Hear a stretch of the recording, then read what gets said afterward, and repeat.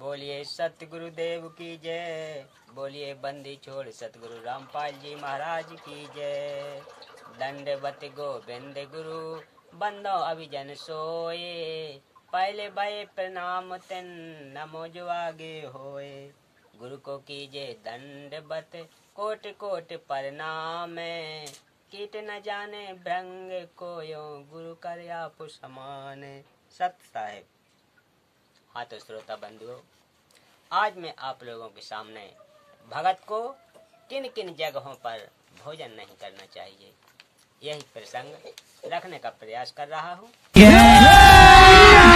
अभी मजा आएगा ना भिड़ो।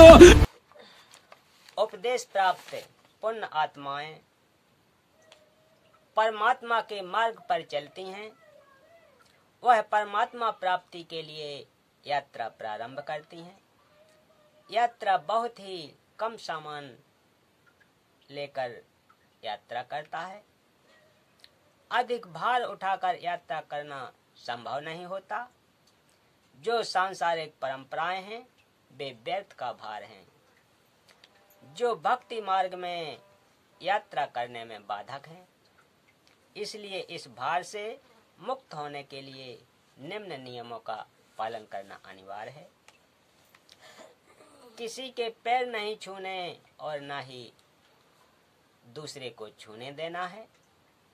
यदि अचानक या मना करने पर भी पैर छू लेता है तो उस स्थिति में नामखंड नहीं होता। आपने किसी को बद्दुआ आशीर्वाद नहीं देना है, ना ही इच्छा करके किसी से आशीर्वाद लेना है। कोई आपके सिर पर आशीर्वाद के लिए हाथ रखे तो आपने मना करना है, फिर भी कोई हाथ रख देता है तो आपका उपदेश सुरक्षित है।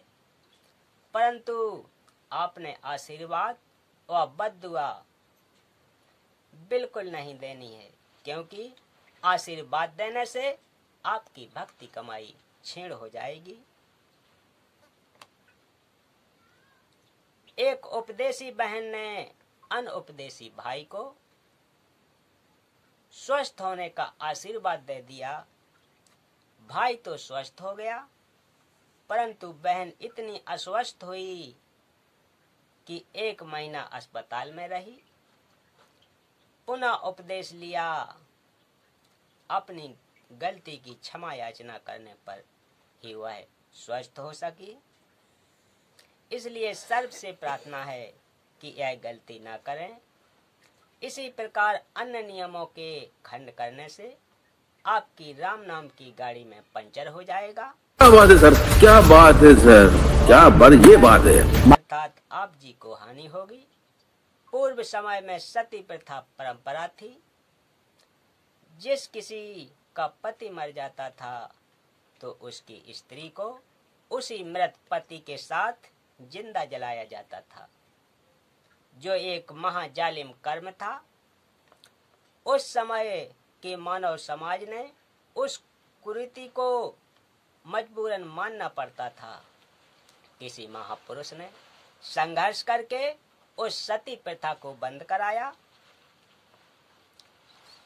समाज के रूढ़िवादी व्यक्तियों ने बहुत विरोध भी किया, परंतु प्रयत्न सफल हुआ, जो आज सर्व बहनें सुखी हैं। इसी प्रकार ये सर्व परंपराएं जानो जो मानव समाज पर भार हैं, इनको समाप्त करने से ही भार मुक्त हो सकेंगे तथा भक्ति मार्ग पर आसानी से चल सकेंगे। किसी को दान बिना सिला कपड़ा सीधा आदि नहीं देना है, ना ही किसी धार्मिक स्थल मंदिर मणि के लिए पैसे देना है, ना ही उनके किसी भंडारे में जाना है। लेकिन धर्मशाला पक्की गली करने, कुआं तालाब की खुदाई, खेतों के सांझले नाले की खुदाई तथा अन्य किसी प्रकार के सामूहिक सामाजिक कार्यों के लिए पैसे दे सकते हैं।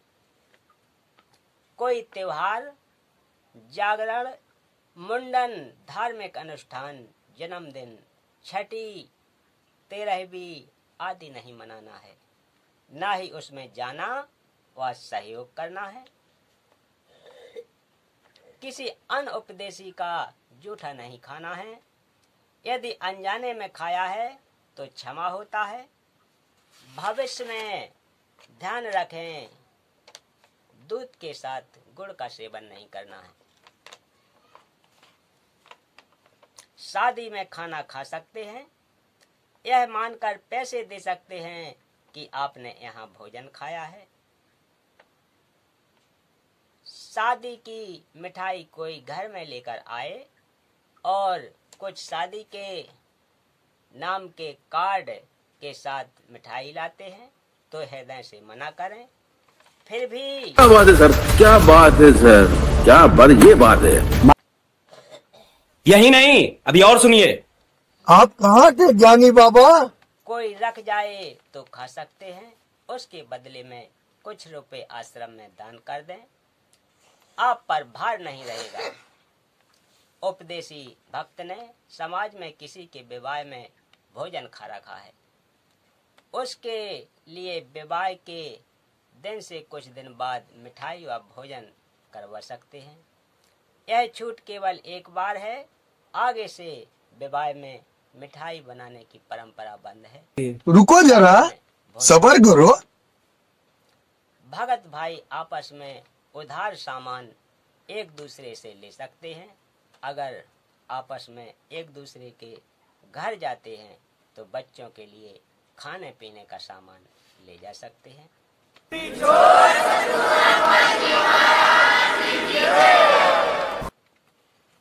इसलिए सर्व पुण्य आत्माओं से पुनः निवेदन है कि सर्व नियमों का विधिवत पालन करके मानव जीवन को सफल बनाएं तथा पूर्ण मोक्ष प्राप्त करके सदा सुखी बने, सतलोक में निवास करें। जो विद्यार्थी शिक्षा समय में मौज मस्ती करते हैं वे शिक्षा से वंचित रह जाते हैं, आजीवन कष्ट उठाते हैं। जो शिक्षा के समय में मौज मस्ती न करके लगन से शिक्षा पूरी करते हैं तो उनको विद्यालय में किए हुए प्रयत्न का फल बाहर क्षेत्र में नौकरी द्वारा प्राप्त होता है। क्या बात है सर, क्या बात है सर, क्या ये बात है। आत्मा प्राप्ति के विद्यालय में विद्यार्थी भक्त हैं। जो भक्त मौज मस्ती करते हैं, भक्ति तथा नियमों का पालन न करके अन्य प्राणियों के शरीरों में घोर कष्ट उठाएंगे। जो लगन के साथ मर्यादा में रहकर परमेश्वर कबीर जी की भक्ति साधना जगत गुरु संत रामपाल जी महाराज से प्राप्त करके आजीवन करते रहेंगे, उनको सतलोक में सर्व सुविधाएं प्राप्त होंगी। वहाँ वृद्ध अवस्था नहीं है, मृत्यु भी नहीं होती। ऐसा आप कहाँ थे ज्ञानी बाबा? नर व नारी है, परिवार है, वहाँ कभी मृत्यु को प्राप्त नहीं होता। इसलिए सत्य भक्ति करके अपना जीवन सफल बनाएं। रुको जरा, सब्र करो। यहाँ भी सर्व आवश्यक सुख सुविधाएं प्राप्त होंगी तथा पूर्ण मोक्ष भी मिलेगा। बोलिए सत्य गुरुदेव की जय। तो भक्तों, आज का प्रसंग यहीं समाप्त करते हैं। रुको जरा, अगली कथा सब्र करो। तक के लिए सत्य